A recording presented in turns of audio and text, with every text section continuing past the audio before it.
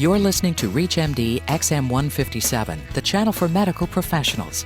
Welcome to GI Insights, where we cover the latest clinical issues, trends, and technologies in gastroenterological practice. GI Insights is brought to you by AGA Institute and sponsored by Takeda Pharmaceuticals North America. Your host for GI Insights is Professor of Medicine and Director of the Digestive Disease Center at the Medical University of South Carolina, Dr. Mark DeLegge. The Physician Quality Reporting Initiative, or PQRI, may seem like a massive investment of time and money, but its value to your practice cannot be underestimated. Joining us to discuss the Physician Quality Reporting Initiative is Ms. Mary Igo, CEO of Minnesota Gastroenterology and an MBA in Medical Group Management. Welcome, Mary. Hi. Mary, I have to ask, first of all, what is PQRI? PQRI is sort of CMS's attempt at getting at a reporting of data to define what quality is. Unfortunately, I think there's mixed feelings about what quality is, and if you go around the room, you're going to end up with 20 different viewpoints on it. They're actually doing it in a way, initially, with these measures to get at health management and cost and utilization issues, I believe, so that they can hopefully define what quality, or as I'd like to refer, value, is somewhere down the line. Well, for the gastroenterologist, if we're looking at quality reporting or an initiative, from your perspective, what would be the best measures for us to use? I know there could be a lot of them, but what do you think? You really want to look at what are your top codes, what are things that you do all the time, things that you feel confident in that relate to the measures. I believe there's 100 and some measures in 2008. The measures you should pick are the ones that you can get people to buy into. So for us, really, the ones that were sort of safe and felt comfortable for everybody, because we do a lot of patients, were the GERD ones and how they relate to patient care, also seemed to be the easiest. Selection of those was a great discussion point with the physicians to really get them to understand PQRI, to understand why we should go forward with it, and really feel comfortable with what the measures were. With regards to GERD measurements, were there specific questions or issues that you were looking at? Yeah, a couple of the PQRI initiatives. One in particular was assessment of GERD symptoms and really putting down what medications were they taking, were these particular things done for them, for the patient. Fortunately, CMS and the AMA both have a website that has the actual questions that need to be asked for each one of those measures. So it helps you understand where to go with it and how to implement it. From my experience, I'm a physician, so I'm in that pack. I know that if you ask a physician to document anything else, they are going to be resistant. So how do you engage the gastroenterologist or the physicians in your practice to actually participate? First of all, it's an understanding of what PQRI is and where it's going. And I think in the marketplace, and particularly we're in Minnesota where it's a very consumer-oriented market and very consolidated, mature market, we're not going to be just doing PQRI. Performance-based measurements are going to be coming from all the payers, sort of define what you're getting paid and your credentials for care and probably where you fit in the stratification as they start to layer things if you're in Tier 1 or 2 or 3. So it really is getting all of you to understand that it is something that has to be done, will be done, and either we get involved in it and test it and try it to have some input with the measures of their success or failure, or they're going to be imposed upon you. So that was part of it. I think the other part of it is with your whole documentation thing, I understand completely when you ask for one more thing to be filled out. I think it is very onerous and difficult if you do not have an EMR. We're fortunate enough to have an EMR so we could program it so that the codes would signal when the doctors had to fill something out that went along with that patient. We didn't make that capability when we first did it in 2006, and we had, for two of the measures, we had less than 4% of our patients, the data was filled out, and so we didn't get the money. But it was a great learning experience. If you can tell me how to get people to fill out more papers than they already have, it would be a wonderful addition to my knowledge base. Well, it sounds like the pocketbook is the way to go, meaning if it impacts on what you'll actually be paid for the office visit or procedure, then you're going to get compliance. Would you agree with that? Yeah, the pocketbook and your referrals in the future are going to be governed by some of these quality measures. Need to get involved at the front line. Mary, do you see these becoming publishable? I mean, do you see patients being able to go and look up how their physician approaches a specific disease? I do, more from a cost perspective right now, and we actually have that in Minnesota. It's mainstreetmedica.com is a website that publishes the cost differences between different facilities and different physicians and different systems. And that's going to be out there from the third-party payers and eventually from the employers. Certainly is an issue with some of the self-insured people who are already handing out to their employees in our particular area cards that say, if you need a colonoscopy, you go here because it's less expensive and they have a great reputation. Well, it certainly sounds like a means to obtain what I would call best practices. Yes, best practices as long as the questions are meaningful.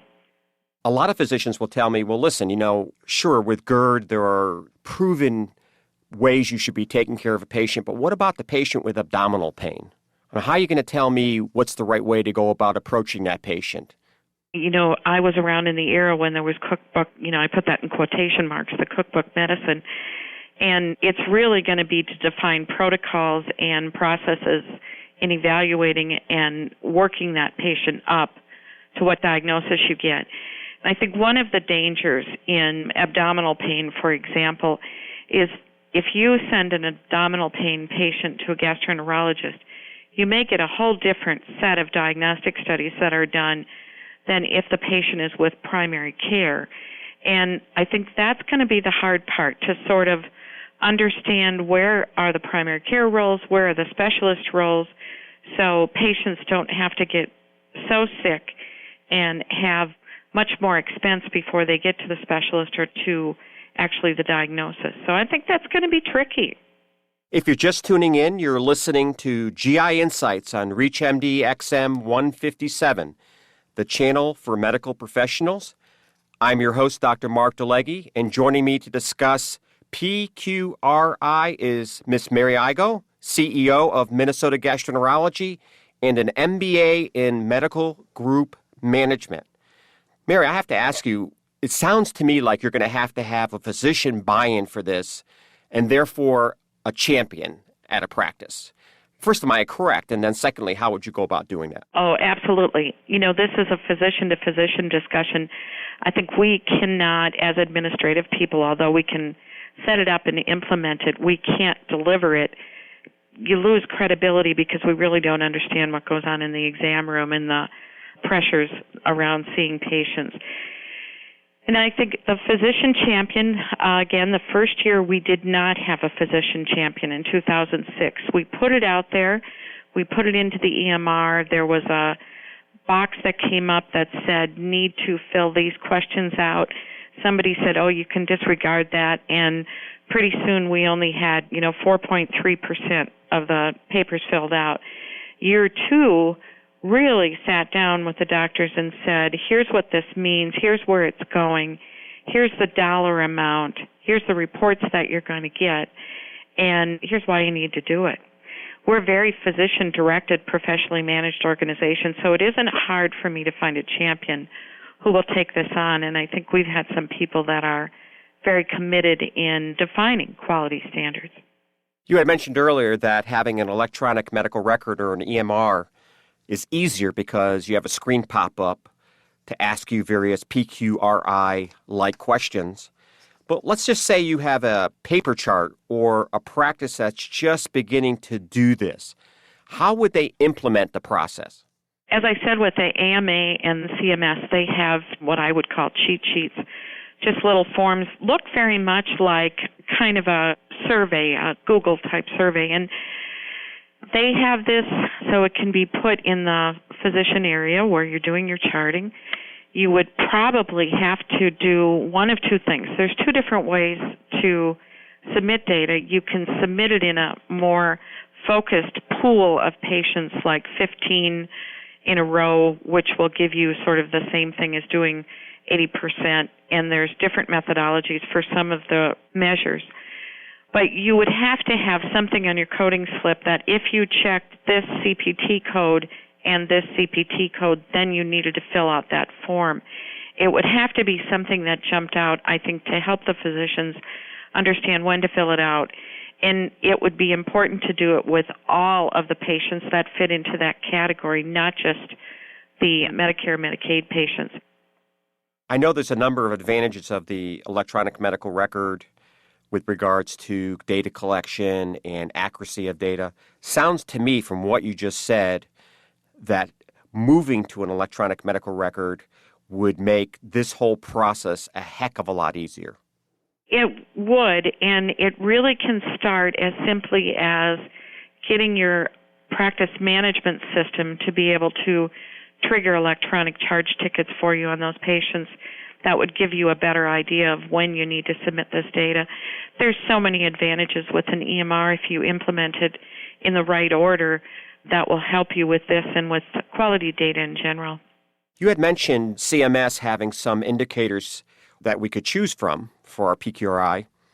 Do you see it in the future that the actual indicators will be dictated, meaning you won't have the option of choosing A, B, or C, but these are the 5 or 6 or 10 indicators that you'll have to follow?